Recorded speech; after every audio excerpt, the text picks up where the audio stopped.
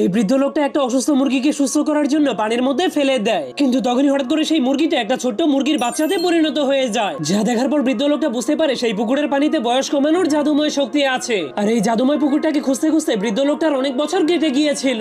এই জন্য সে অনেক খুশি হয়ে সেই পুকুরের মধ্যে নামলেই সেকেন্ডের মধ্যেই তার বয়স কমে 10 বছর হয়ে যায়, যার কারণে সে তার যৌবন দেখানোর জন্য জলদি করে তার পুরনো বন্ধুদের কাছে চলে যায়। কিন্তু সে দেখতে পায় তার বন্ধুরা অনেক বৃদ্ধ হয়ে যাওয়ার কারণে কলা ছেলার পরেও খেতে পারছে না। আর আরেকজন বন্ধু এতটাই ধীরে ধীরে মাছ খাওয়ার চেষ্টা করছিল যে সেই মাছটা জীবন্ত হয়ে তাকে মেরে সেখান থেকে পালিয়ে যায়। এই জন্য মোগলি তার বন্ধুদেরকেও সেই জাদুময় পুকুরে গোসল করে তার মতো বয়স কমাতে বলে, কিন্তু তার বৃদ্ধ বন্ধুদের হাঁটার স্পিড এতটাই স্লো ছিল যে তারা সকাল থেকে শুধুমাত্র 5 কদমই হাঁটতে পেরেছে। এই জন্য মোগলি তাদের এই স্পিড দেখে তাদের উপর অনেক বিরক্ত হয়ে যায়। কিন্তু তখনই তার মাথায় একটা আইডিয়া চলে আসে। এই জন্য সে ওই পুকুরের পানিগুলোকে এখানে নিয়ে আসার জন্য যখনই সেই পুকুরের কাছে পৌঁছায় তখন সে দেখতে পায় হাতি সেই পুকুরে সবগুলো পানিকেই খেয়ে ফেলেছে। এই জন্য সে জলদি করে সেই জাদুময় পুকুরের ঝর্ণা থেকে বালতিতে করে পানি নিয়ে